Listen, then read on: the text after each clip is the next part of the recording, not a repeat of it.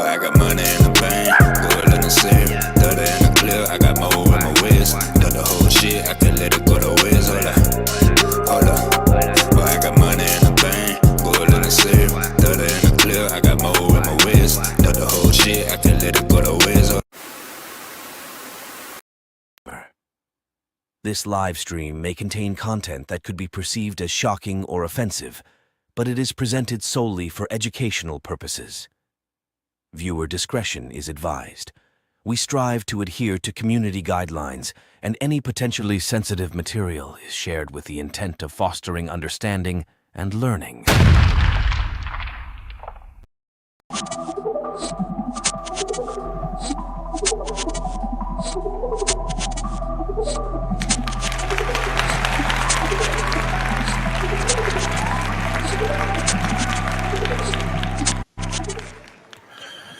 Yo, what's going on, guys? It's your boy, Atypical Security Guard. I want to welcome you to today's live stream. Happy Father's Day to all the dads out there. Happy Child Support Day to all of the single mothers who are out there holding it down, doing what you do. Today, we're going to be talking about the Nygil Cullins shooting, a shooting that happened in 2022, kind of coming back to the limelight with the release of body camera footage. So there's a lot of conversation going on right now online, a lot of conversation here on YouTube and a lot of the creator space. You know, this is a situation that we've seen quite often. Police are either called or respond to a situation. Let's just call it like it is. They're responding to a situation that involves a black man. Things happen, things ensue. The black man ends up shot, and then everyone is calling for justice. There are people that are saying that the police should be held accountable for this situation, people that are calling for the law enforcement officers to be terminated, to be prosecuted. The video is out. People have seen the video, and there's a lot of mixed feelings. Now, I have been very critical in situations like this. I've come on here. I've given my opinion on a lot of these high-profile cases, generally taking the stance of a more needed de-escalative force shown from law enforcement officers, more restraint shown from law enforcement officers. But I got to be 100% honest with you guys. I have some thoughts on this. I have some thoughts for the victim and the victim's family. I have some thoughts for the law enforcement officers that were involved. And I also have some thoughts and words for the security guard that found himself on the wrong end of a barrel and society in general. So I'm going to share that with you guys, but I want to go through all of this stuff piece by piece. So the information is that on May 18th of 2022, investigators say that Atlanta police responded to a 911 call about an unruly individual at the restaurant. They found Cullins at the bar drinking a bottle of liquor. Cullins' mother says that he was a former employee at this restaurant, and police say when Cullins was asked to leave, he wouldn't, and that's when they say the officers on the scene fired their taser. Cullins then shot a security guard trying to take him out of the restaurant, and that's when officers opened fire. Cullins' mother has said that he himself was suffering from mental health issues and that she had called 911 prior to him going to the restaurant. And some of that stuff is going to play into how all of this, you know, kind of fleshed out in the end. The irony of me making this video is that Fogo de Chao is one of my favorite restaurants. In fact, I would say it's my absolute favorite restaurant. Every year since we've lived in Portland, so for the last 4 years, I go to that restaurant for my birthday. It is a tradition. It's a place where you can absolutely just indulge yourself. They've got just a phenomenal selection. It's one of those restaurants where they walk around with the meat on skewers and, like, you know, shave it off at your table. And, you know, I took my 2 children that are up to visit, my wife.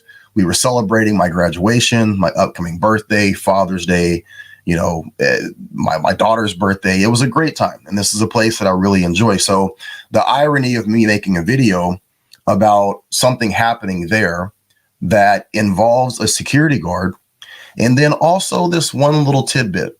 When we were at the restaurant yesterday, Fogo de Chao here in Portland, very similar situation that could have gone down this road. We had two instances, one in particular where a young black man, clearly having mental illness issues, clearly homeless, right, just kind of making a scene outside the restaurant doors. You know, it's one of those restaurants where people are packing into this place, and the wait is like, you know, an hour and a half.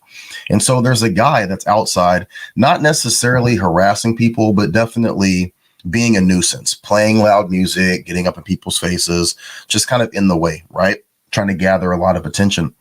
And I'm thinking to myself when I'm listening to this story, you know, a couple of different situations or a couple of different circumstances with the guy that we dealt with last night at the very same restaurant, and something very similar could have happened as well. You know, it's just a little bit of irony in the whole entirety of the situation, that we were at this restaurant, had a person that came in that was clearly dealing with some sort of issues, and how that could have all played out.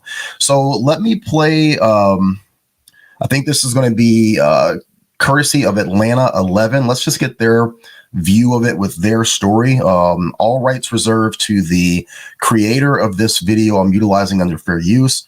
And this will kind of give us a little bit of backstory, and then we'll get some of the body camera footage in. Okay, here we go.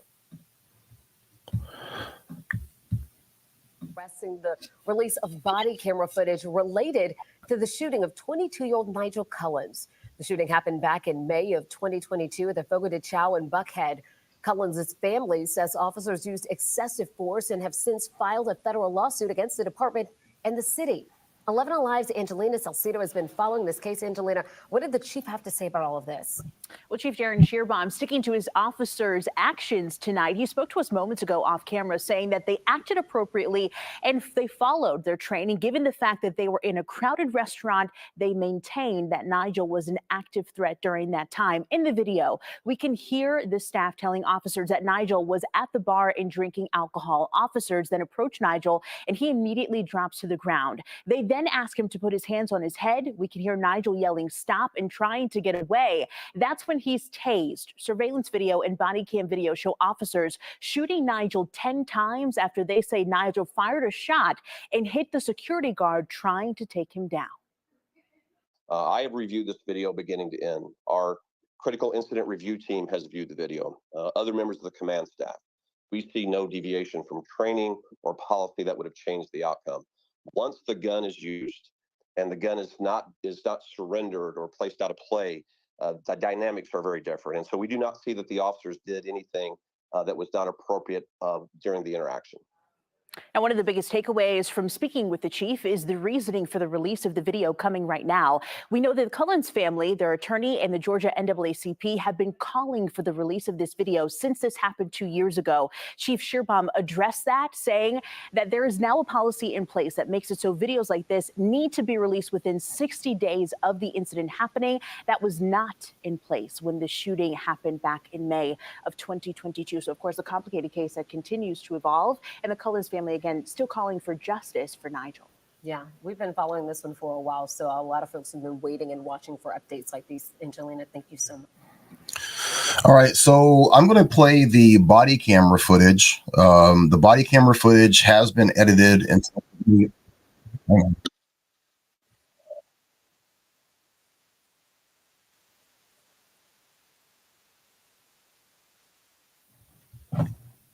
sorry about that. The body camera footage that I'm going to play has been edited in terms of me adding a block over the actual shooting video. Okay, for use on YouTube, they will give me a strike, and I'm already in trouble, so I had to cover that up. So I'm going to be playing this video. This is coming from the, I believe, the Atlanta Police Department's body cam. This is again being utilized under fair use, so I'll bring this in. Stand by. What's going on? All right. Bro. Stop! Put down the gun! Go! Go!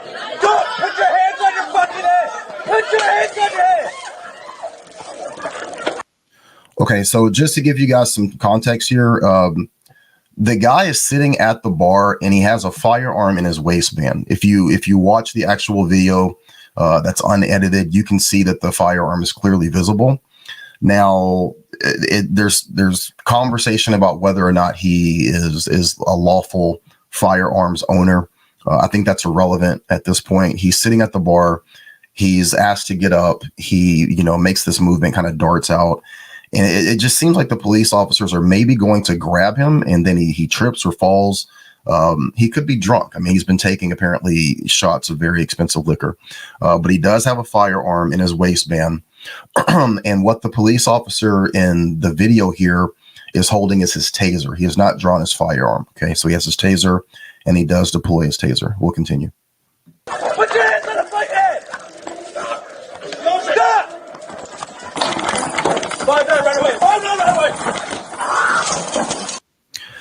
So as Nygil comes around the corner here, running away from both police officers, a security guard tackles him and brings him up against this wall. So what you're seeing, I'm going to back this up.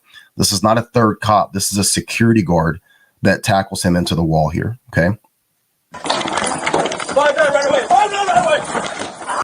So now the security guard is on top of Nygil. You have a police officer to the security guard's right and a police officer directly behind the security guard. The police officer that's directly to the back still has not drawn his firearm. You'll see that in the next frame. And that's where he switches.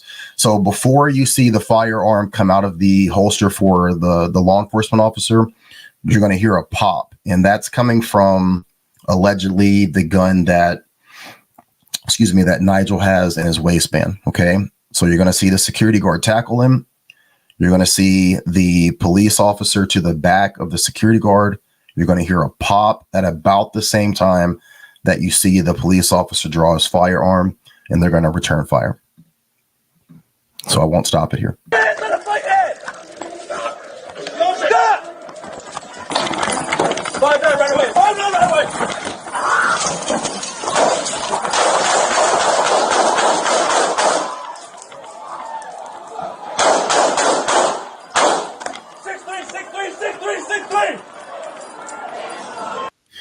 Now, a lot of the conversation on Twitter, a lot of the conversation in the creator space is that I believe there's 5 shots. You hear the initial volley of shots. There's a small pause, and then you hear 5 more shots approximately, right? And so the conversation online is that people are saying that's overkill. You know, you had already shot him, X amount of time. If you watch the unedited video, you will see where Nygil's hand is up after the first volley of shots, and then his hand falls towards the firearm, which is to the right of his body. Now, from a tactical standpoint, in terms of the police officer, and I'm saying this with my my limited knowledge of what I've been trained and what I'm aware of, the officer can articulate that the subject is moving towards that firearm. Now, we did a breakdown of a video from Philadelphia where a guy was shot, I believe, 13 times. And he actually shoots from the ground after being shot, hitting the security officer that engaged him. The training is not to kill someone. The training is to stop the threat. If the threat is continuing to move, the threat is continuing to move towards the firearm. The firearm is clearly visible, guys. If you watch the unedited video, the firearm is clearly visible directly near his hand. As his hand drops, the officer can articulate that he is shooting to stop the threat. So I'm going to play this through. I think there's maybe 3 or 4 seconds, and then I'll give you guys my opinion. 63 shots fired. 63 shots fired.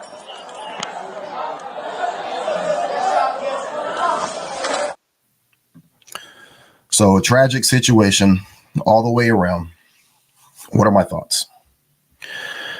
For the victim and the family, the conversation right now from everything that I've seen coming from his family is that he was suffering from mental illness, that he had, problems and demons and things that he was dealing with. And although I can appreciate that and I can respect that, we are constantly telling law enforcement officers to respond to the situation, to not respond to the individual, to not respond to the, potential implicit bias that might be there. Whatever he was dealing with, whatever he was going through, the actions that he took put him in this position. That's a very tough pill to swallow. It's a very difficult thing to hear. And if that was my kid, if that was my son, I would be absolutely devastated. But in this situation, his actions led to this. And I'm probably one of the last people that you will hear say that 9 times out of 10. But whatever he was dealing with, whatever he was going through, whatever actions you guys were trying to take to get him some help, unfortunately, you didn't do that before he put himself in a public place with a firearm and getting into the situation that he found himself in. That's not to condemn him. That's not to say he's a bad person.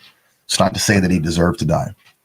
But the circumstances and the totality of the circumstances is that he put himself in that position, whether in his right mind or not. That's irrelevant. It's irrelevant when you're in a crowded place.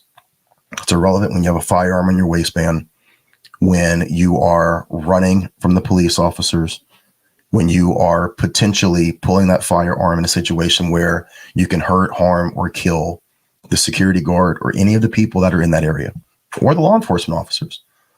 So in my opinion, this is an absolutely justified and good shoot.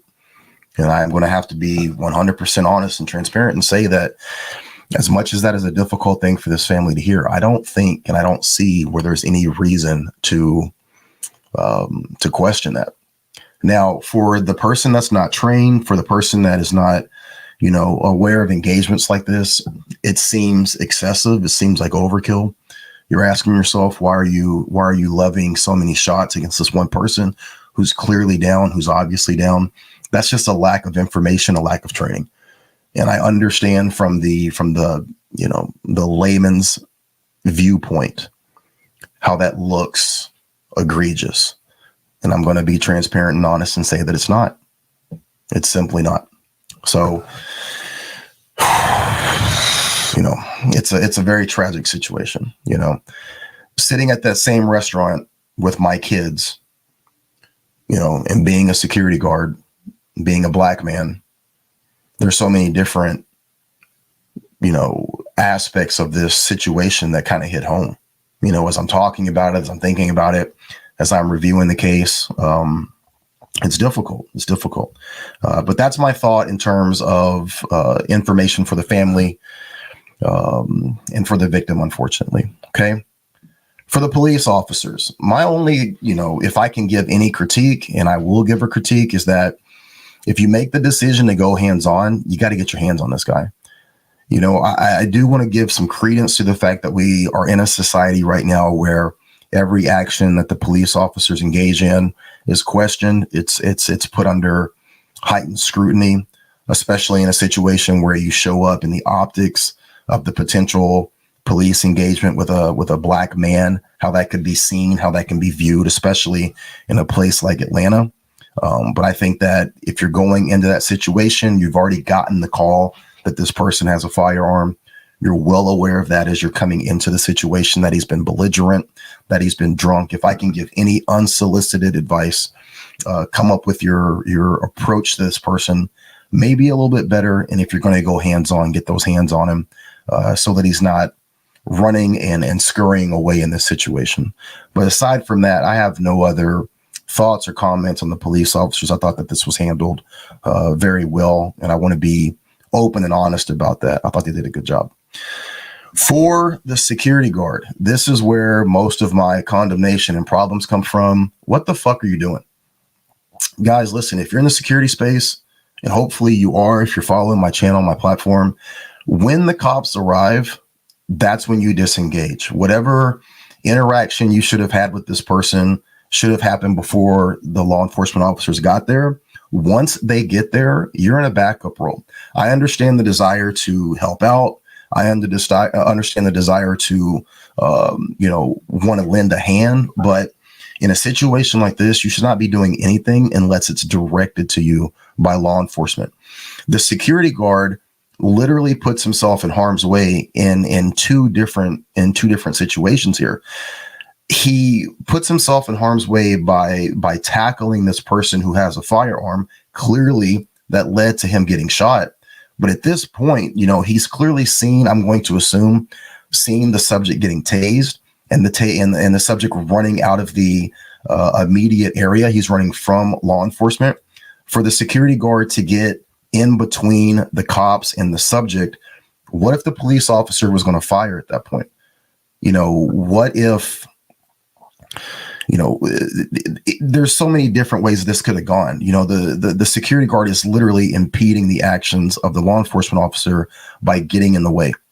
I think that getting in the way is probably the best way that we can describe what this security guard is doing. This is not your job. This is not what you're there for. This is not what you're supposed to be engaging in.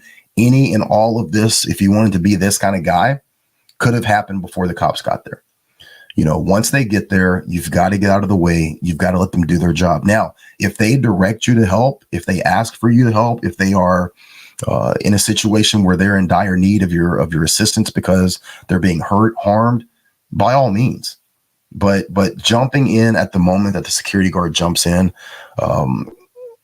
highly unneeded, unwarranted, and it could have cost him his life. He ended up getting shot in the abdomen. I'm assuming that he has survived. There was some word from another creator, Sean, from the Security Investigations and Leadership channel, where he had said that the family was actually trying to sue the security guard or the security company. I've looked into that. I haven't found any information where that's true or where that's happening. Not saying that Sean is incorrect. Maybe he's aware of a news story that I haven't seen, but I haven't seen that.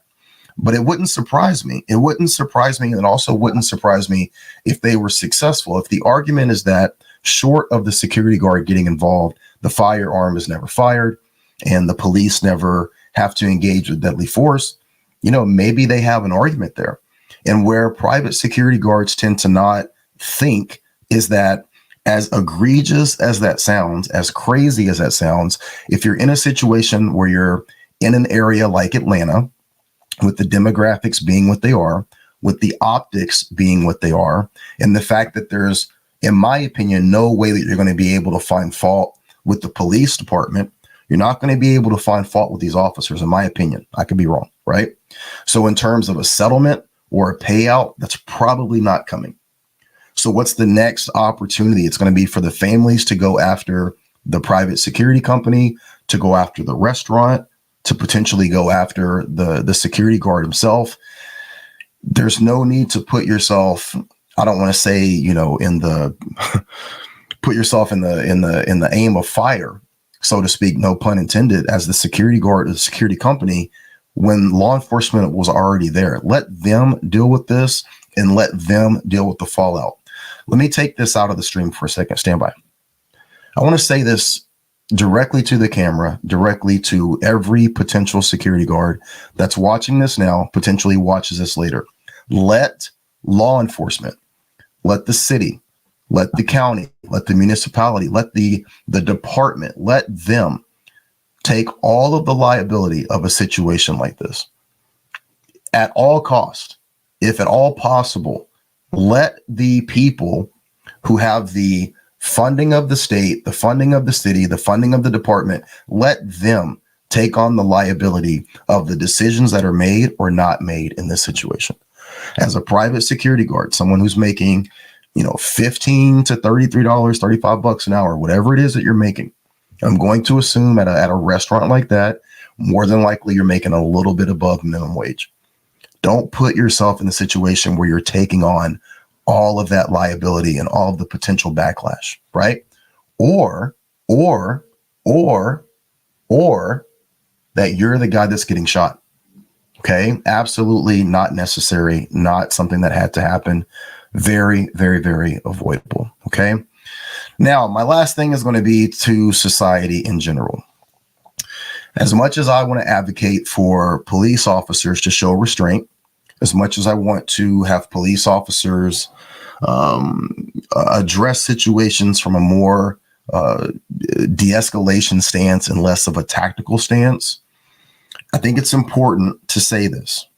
Every situation that involves law enforcement, every situation that involves law enforcement employing use of force or deadly force, in every situation where the police officers are white and the subject is black, is not a racial issue.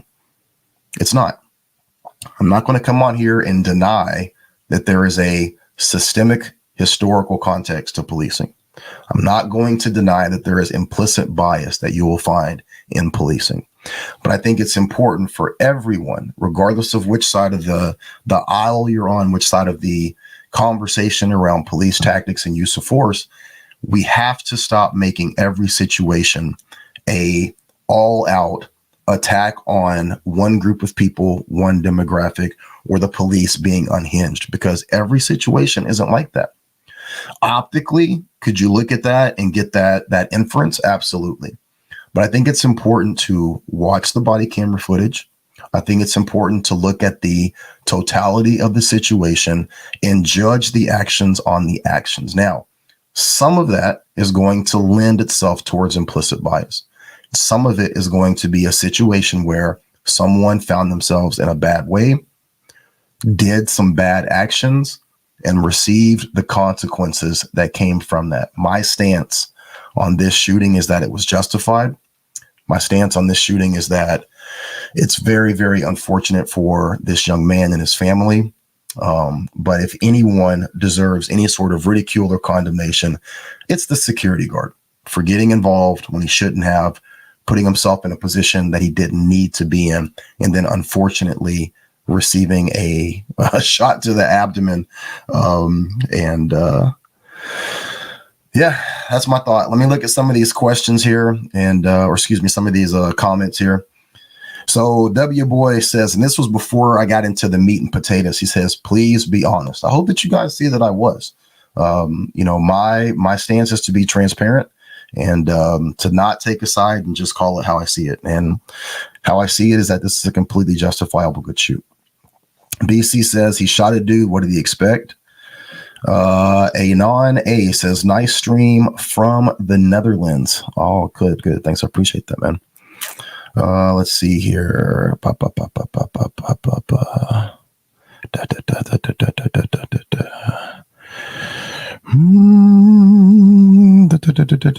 Wesley says, always happy to see you live in your show. I appreciate that, man. Ryan says, observe and report. Your job is to observe and report only. Absolutely.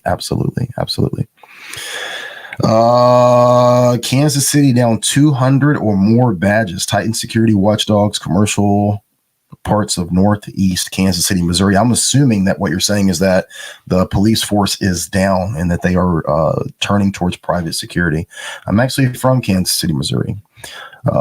Pepe says, did this guy pull a gun? Yes, he did. Absolutely. And he paid for it with his life. Okay. Wesley says, observe and report, but yet you give the tactical tool, and some clients want an arrest on site. Absolutely, guys. Listen, there's no doubt that there's different requirements, different things that people are asking from us. The issue is that as a private security provider, as a guard, as an officer, you have to know your limitations, know what you can and what you can't do, and when to interject yourself. When the cops show up, guys, we got to back off. We have to turn it over to them and allow them to do their job. Let them take the liability. Let them take the backlash. And if need be, man, let them be the ones who have to deal with that in terms of the person shooting. You shouldn't be getting involved in that once they arrive on scene. So that's my thought. I look forward to any dialogue, any comments, any thoughts. Everything is welcome, regardless of if you agree with me or not. One more time, happy Father's Day to all the fathers that are out there. Hope you guys have a great day. As always, be safe, watch your back, and be great. Take care. Well, I got money in the bank, go in the safe, throw it in the clip, I got more in my waist, done the whole shit, I can let it go to waste, hold up. Well, I got money in the bank, go in the safe, throw it in the clip, I got more